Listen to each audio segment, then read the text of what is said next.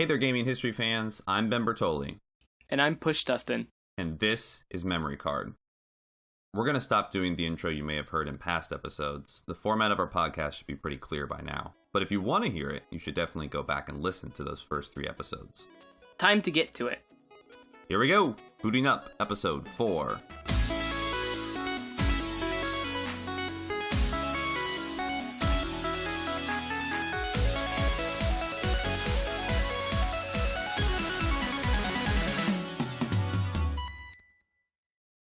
This is Ben, and I am the expert for episode 4. And I am going to set the scene. It's 1994. Apple, who you might know for their phones now, but back in the day, they were just a computer company. So this is before the iPhone, this is before the iPod. Apple's big, but they're not quite the powerhouse that they are today. Steve Jobs, famous Apple founder, has kind of been forced out at this point. So, there's not a lot of that innovative thinking that you might think of when you think of Apple. So he's not going to be back for a while. Apple's putting out PowerBook laptops and Power Mac computers, but nothing's selling like crazy. Nintendo's hard at work on the N64, and Sony's about to launch the PlayStation in the next year. Yeah. Today we are going to be talking about the Apple Pippin. Do you know anything about the Pippin, Push? No. No? Absolutely nothing. Perfect. I can't even imagine it. All right, well, I'll describe it here in a bit, but let's talk a little bit about how it kind of came to be. So Apple wasn't doing so hot in the market. Mm-hmm. PCs, old Bill Gates kicking their buns. They were spending more money on research, basically, than they were actually getting back from selling products. And the CEO, Michael Spindler, approved this new initiative, which sounds really cool. It's called the Clone Initiative, where they clone human babies. Oh, wow. No, not that. So starting in 1995, Apple approved this third-party manufacturer initiative where they could create their own Mac-compatible computers. And this is where the Pippin idea comes from. It's kind of like, if you're old enough to remember VCRs, that technology, I believe, was created by JVC. And they were like, hey, everybody can make VCRs. You just gotta, You just gotta believe in yourself. Exactly. That's all it takes. Let's all make VCRs. That was their marketing pitch where they went to the big companies. Hey, Sony, believe in yourself. Sony's just like, oh. We can do it. So basically they're relying on these third-party companies. It's kind of like, I guess, PCs nowadays, where they said, hey, you can use this as your base, but if you want to make it better, if you want to make the audio better or the visuals better, online capacity, memory capacity, you can do that. Pump it up and sell it and do whatever you want, but you got to kick us back. Some of that sweet dosh. So they come up with this idea for it's basically a video game console, but the marketing for it is kind of odd because they don't want to just say it's a video game console. It's like a multimedia. Like, you can surf the net and you can, it's got a CD-ROM drive, and even mom can use it. Exactly. She can scroll the internet. Yeah. And also they pushed it that it could be modified for business and education. So if you're like, this is going to control our store kiosks, or this is going to teach my son how to read, that kind of thing. Be a better father than I am. Exactly. VCR failed at doing that. So the Pippin was going to step in. Yeah. So the Pippin, basically, it's not a very attractive console. It kind of looks like a small pizza box that has a disk drive right in the middle, and it's got a bunch of buttons on top that are basically like play, pause, fast forward, eject, that kind of thing.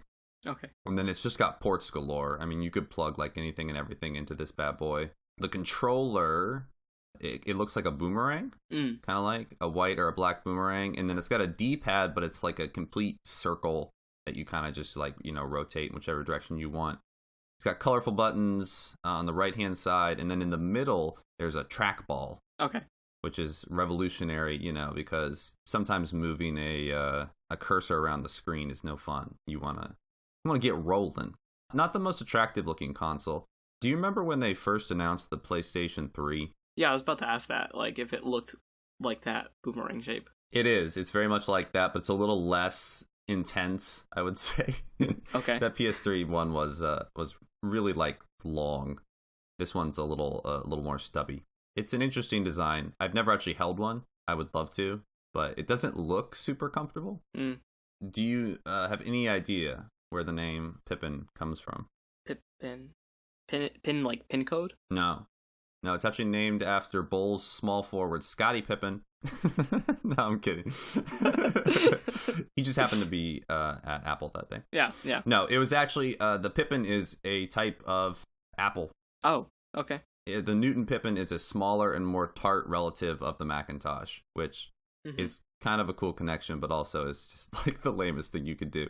We have the fruit company, and we're going to name our new thing after... Another fruit. A type of fruit. Yeah, like a subgenre. Like, hey, this is a less effective apple. We'll name it after that. So they name it the Pippin, and they're basically looking for, they don't really want to push these things out. They want someone else to step in and do all the work. Yeah, exactly. Do all the work, do all the marketing, and push it out. And then Apple just reaps the benefits. Yeah. Meanwhile, in Japan, Bandai, who's being run by Makoto Yamashina, I think I'm pronouncing that right, alongside his father. Okay. Things are going okay, pretty well, but those two are clashing. Father and son are not getting along. Basically, Makoto wanted to make Bandai the Disney of Japan. Like, he wanted to do everything, like games and movies and video games and everything. His father wanted to stick with action figures, which Bandai is known for, and developing games for existing consoles. He didn't really want to be the new home console. He just wanted to do what they had been doing that whole time. So Apple meets with Bandai and says, hey, we have this new amazing system, and would you like to, be the third party who kind of takes control of it here in Japan? Kodo is like, yes, definitely, let's do this. And his dad is like, no, that's a terrible idea. But he does it anyway because, sons are with their pride. So they don't really have the technical expertise to manufacture a device. So Bandai has to reach out to Mitsubishi as a subcontractor to produce the Pippin. March 1995, they come out with, they don't even call it the Pippin. It's powered by Pippin, I guess, but it's christened the Atmark, which I really have no idea what that means. Okay. Just ATMARK. Mm. And it costs $650. It's very expensive, but it's got a dial-up modem and all sorts of other cool stuff. Built in? Yes. Oh. So, it is pretty cutting edge. In a July 1996 article in Electronic Gaming Monthly, classic, they pointed out that the competing Sega Saturn and its separately sold Netlink device combined were still less expensive than buying that. Mm-hmm. So maybe not the most cost effective. And they were predicting sales of 200,000 Pippins in the first 12 months. That's what Bandai was shooting for. Yeah. Didn't quite get there. Did you get 20,000? I need to find it. I have the official numbers down here somewhere. So after this, a few months later, in the one in Japan that launched was white. The one that they launched in America was black, and that came out a couple months later. It's called the At World. Okay. Still not sure what that means. And this one was actually spelled with an at symbol. Oh. So trying to play up the internet. Yeah, exactly. Yeah. That was the very first Twitter handle right there. Yeah. At the world.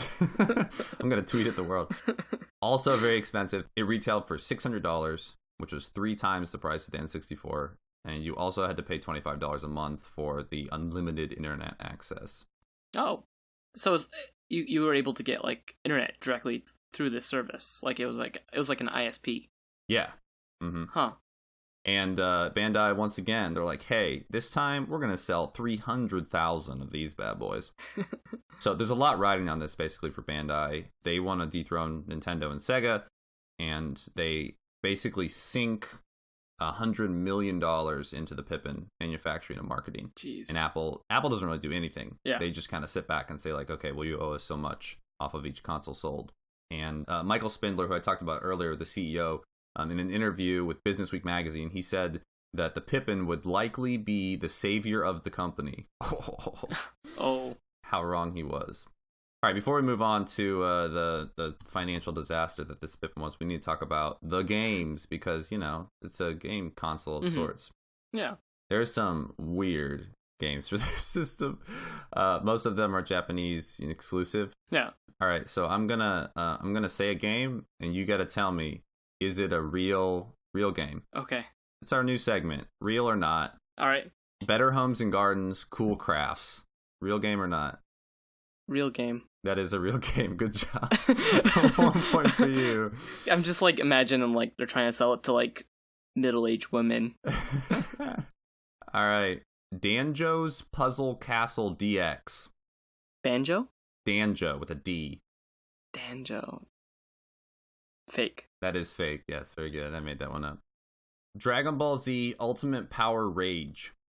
I feel like since it's Bandai Namco, it's probably a Bandai Namco game, so I'll say yes. No, it's fake. Damn. There is a Dragon Ball Z game, but it's called Anime Designer Dragon Ball Z. Anime Designer? That's like the worst name.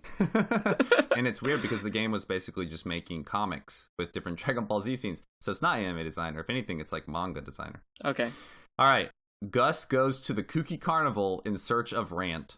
Wait. In search of Rant? Rant. R-A-N-T. Real. I'm gonna say real. Yeah, it's real. Everything in my body says no, but it's a little too weird. Urology studies. Fake. No, it's real. Oh, why? There's a game that's just about the urinary system. I don't know. I'm just praying it's educational. All right, 2 more. Gotta aim for the high score. Serve and swerve bartending.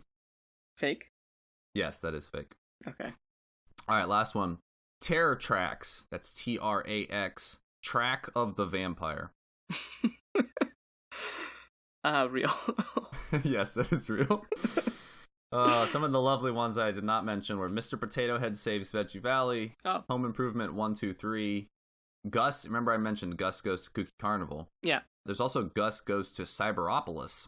Oh, which is I don't know what it's that like is. a whole series. Who made Gus? I don't know. I have to look that up. Hold on, I can do that right now.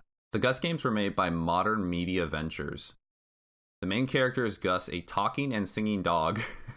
Of course. It's amazing. But yeah, some of those titles are a little eccentric. And then there's some cooler ones. There's one called Gundam Tactics and Power Rangers Zeo versus the Machine Empire. It was like a requirement, like the guy like in charge of the game naming factory or whatever. He was just like, send me the weirdest shit you got. And also like the most mundane and boring things. Yeah. You want to learn how to water your plants?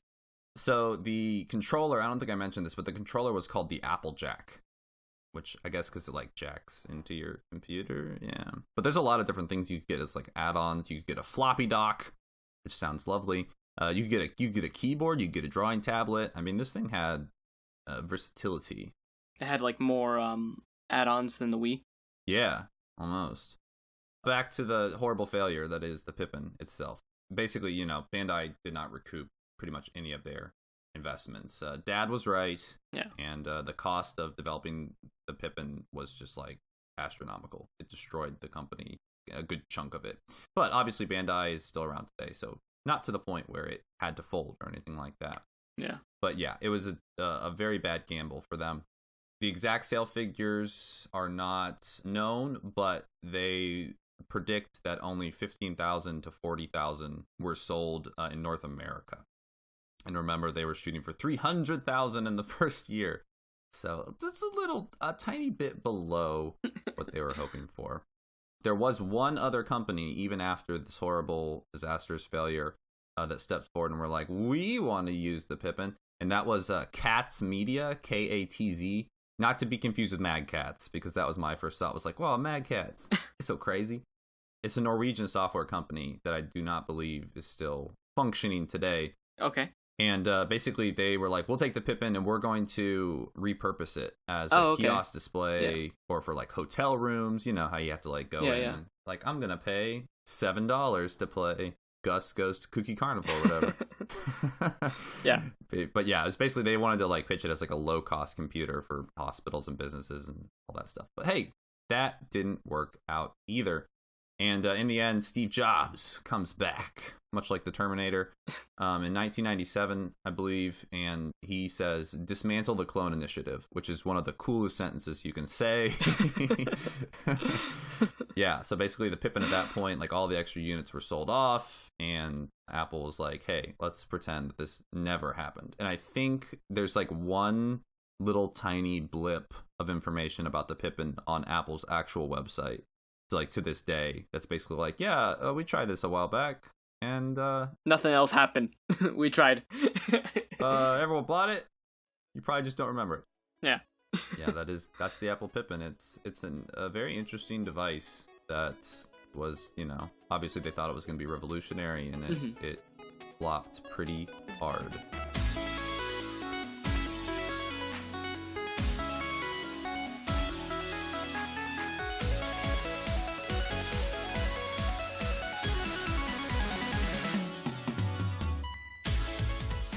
That's all from us for now. Thanks for listening. We'd like to give a special shout out to Game Boy chiptune master Jamitar, who allowed us to use his track. Okay, I'm going to say it wrong. You told me how to say it last time. Midori. Midori? Midori. Okay. You say it. Midori. As opening and closing music. You can find more of his banging beats by searching Jamitar, that's Jamatar on Spotify, or visiting jamitar.com. Also, special thanks to Adam Volk, who wrote an article about the Pippin for the Gameological Society. That article was very helpful to us. If you have any feedback on the podcast or want to recommend a topic, feel free to reach out to us via Twitter. Ben can be found at SuperBentendo, and I can be found at PushDustin. Be on the lookout for our next episode, dropping soon.